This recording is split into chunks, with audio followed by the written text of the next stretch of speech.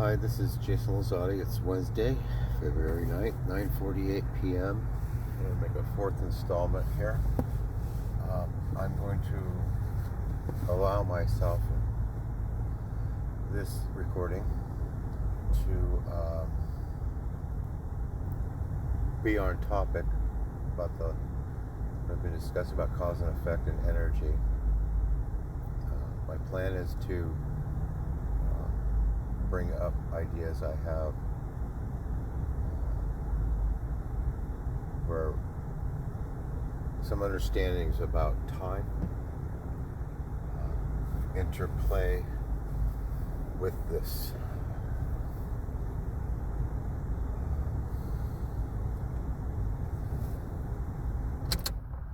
So I have a more limited understanding as a layman about certain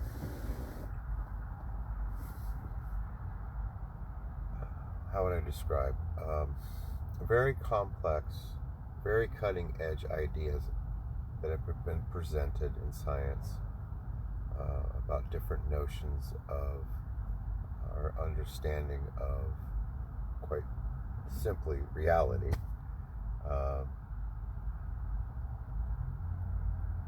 You could call that space-time. Again, I'm a layman here, and I'm going to excuse myself from trying to say that I will represent the ideas that I bring up to relate my experience to. I'm not an authority or a teacher about that, nor am I professed to understand those things to the point where I could do that I could teach that I understand it to that level. I may even have certain facts and figures wrong. But what I do think I know enough is that my understanding of those ideas and those facts, if you will, or what scientists have offered,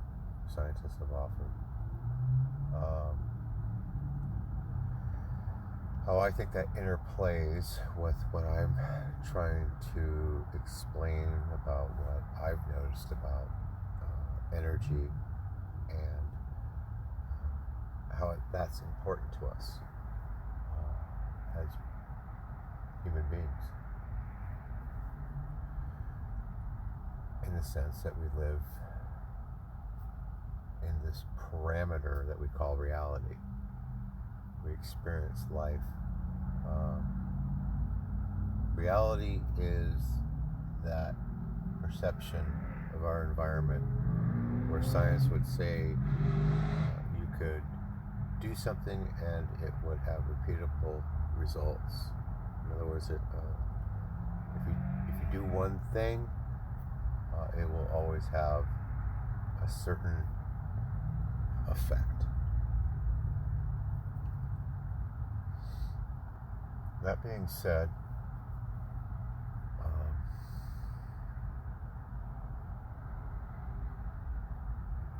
this is where it gets a little bit more murky for me to explain, because to understand for me to explain and to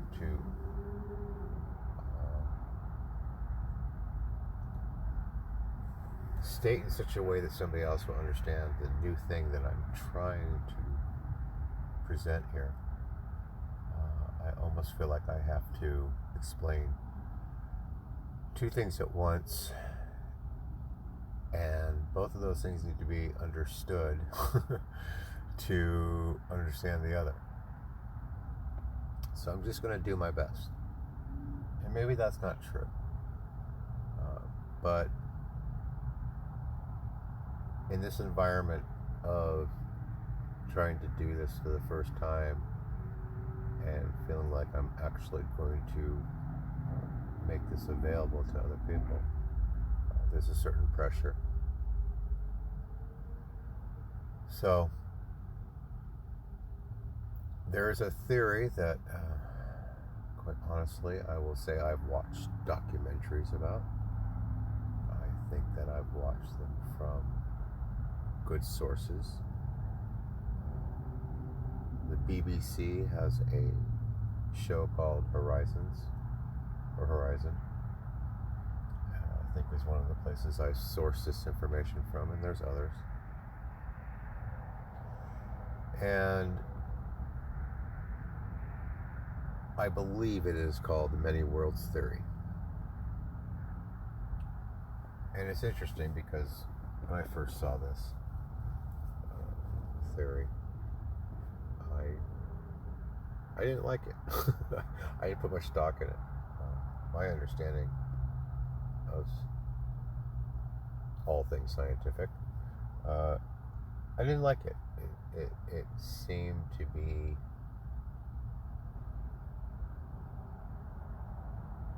not a solution to reality as I perceived it. Funny thing is that as I started to perceive energy in the way I was, and the fact that I saw an extension to reactions in my environment from outputs of energy that, as we understand it, shouldn't cause an effect on other things energetically. Not saying that I've done this, but to make an absurd example, although I don't know yet if it's that absurd, but it would take quite a lot to prove this. I say something and a rock moves, to that. That's the direction I'm going with that. It's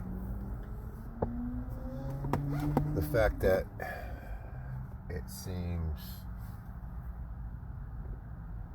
that there is a perceivable influence that's seemingly unrelated, or I guess I have to almost coin a new term.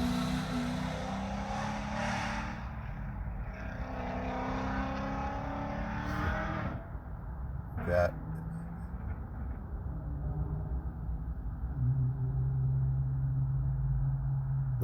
that you can perceive these effects. And like I said before, we've assigned the reasons why some of these things have happened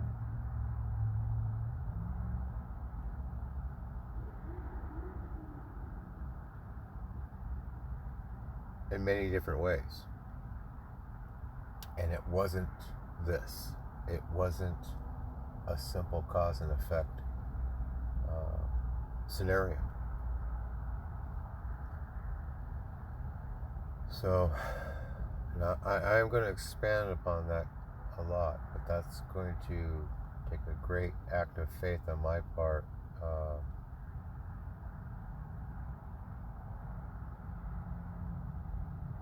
That, well, it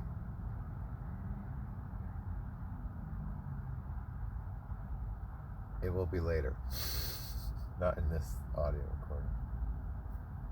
Okay, so Many Worlds Theory. Later on, when I was perceiving these things, actually fit in like the perfect puzzle piece to my newfound perceptions of when I guess I could say I felt like a finer tune when I became more sensitive or more aware of my environment and also what was possible in my environment. If you notice the reactions, that leads to the idea that you can have some control, and I use that word carefully. I don't really like that term, but I'm not comfortable with it.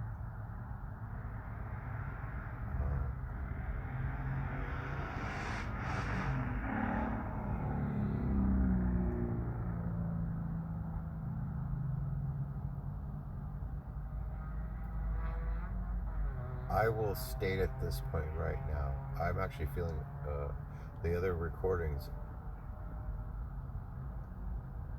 I felt like I was presenting my ideas well. Slowly but well.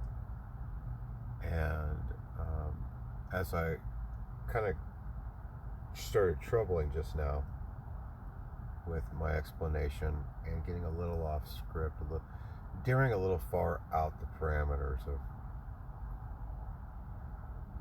what I feel comfortable standing behind. You'll notice there was a lot of noise in my background.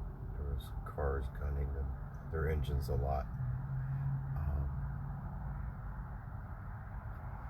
That is one of the things I'm speaking of.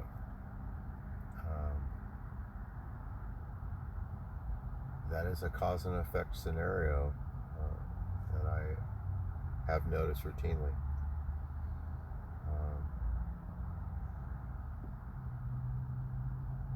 Noise is a great way. I came up with this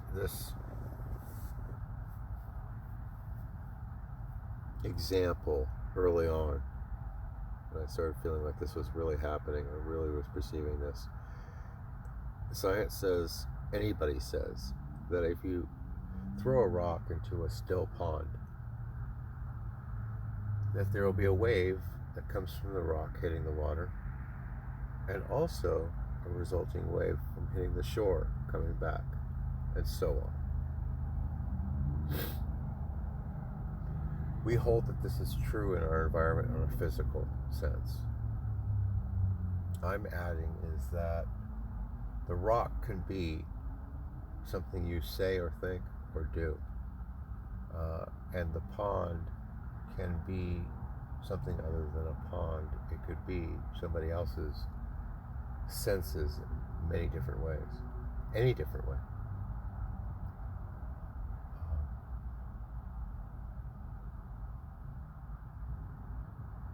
And I've had a lot of thoughts about how all that works. What I feel firm about is most of what I've said so far. That there is a cause and effect. And what I notice is that when you get into an environment, there is always a reaction to energy. And you can construct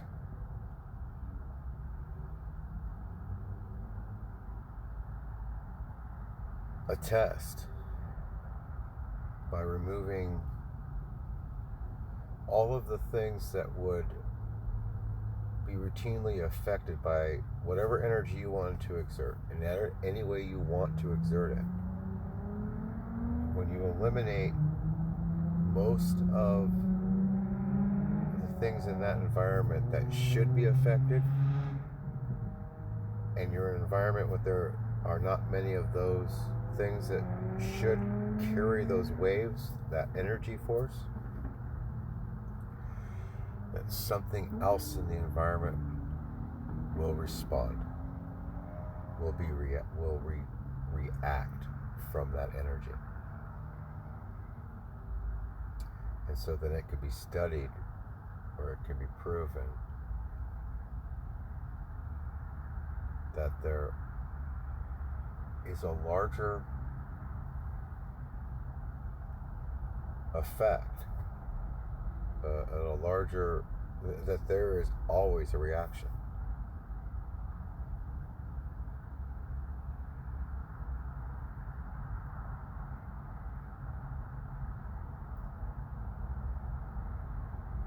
And so far, I feel very comfortable in saying that the bigger effect is caused by the difference between the two energies.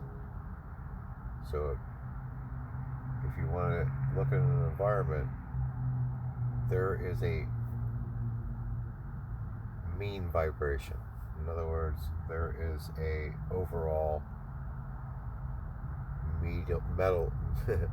middle vibration. Okay? And if you come into that environment with an energy that is higher,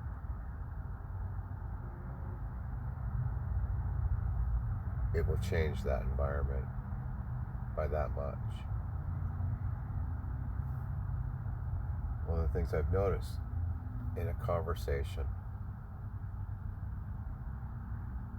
if you come into into a room with a group of people and they're discussing topics that are comfortable to them, it's what you would call a friendly discussion among people who know each other. You can interrupt that conversation in many ways. If you are somebody who is energetically similar to them, another friend, discussing the same type of topics that they are comfortable and used to, there will not be much distraction. It will generally go well, is how we would generally call that. There won't be too much disruption. And it could even raise the energetic level of the environment. There's all kinds of parameters and effects to this. That's what we call life. But if you come into that environment where people are comfortably speaking about things that they're all very comfortable with, and you ask them to perceive or to accept or to just witness, even be affected by something that is said that is outside of that, either direction, there is predictably, and see the thing is this is simple. Everybody knows this. Everybody knows that if you come in into a calm atmosphere with a boisterous presentation, you will disrupt that environment. But then I'll ask you to look at the situation where, say, a classroom with students. Great care is taken by teachers, and there's many different versions of this, but there is, down at the end of the day, some kind of energetic design that needs to be thought of, an approach to bringing new information to those students. You will have to deal with distractions.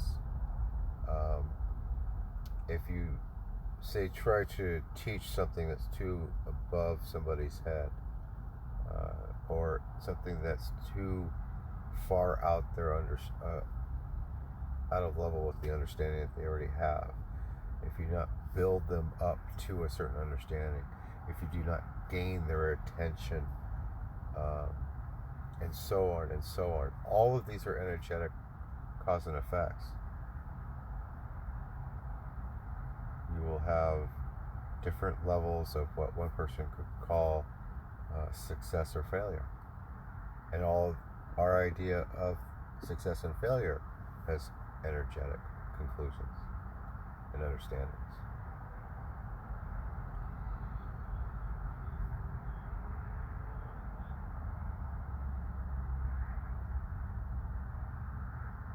So this is an example of this. But trying to teach that all of this is energy is a whole nother level of introducing a new vibration into the environment.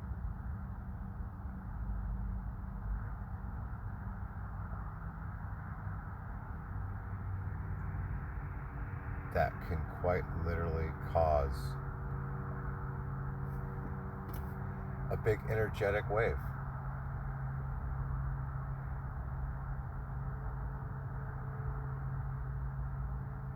Now, I started off talking about the many worlds theory.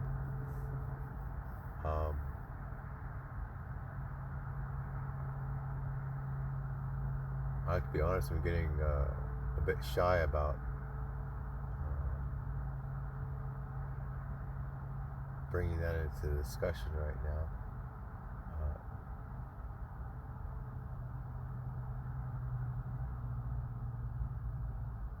Just describing all of this, even though I've thought about this greatly, when you go to discuss it and try to introduce these new thoughts, I've noticed that it's hard to maintain.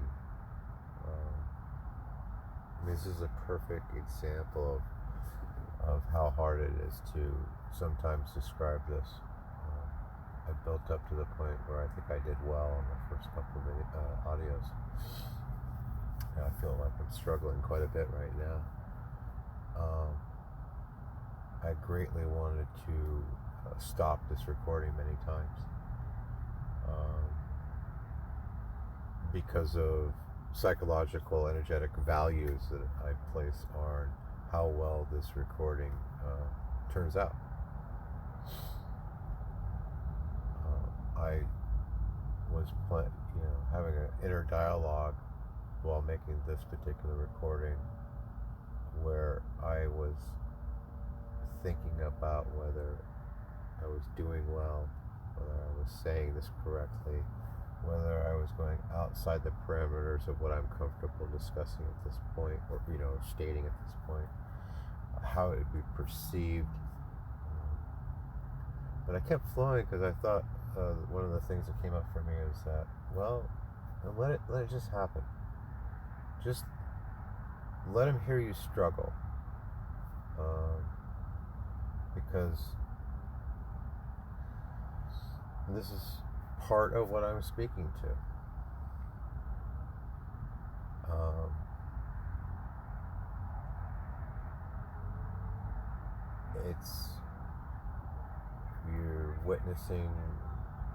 I'm witnessing quite literally what I've been talking about. And so it has value in that sense, to just keep going. But ultimately, at a certain point, it only works out if it does convey that understanding.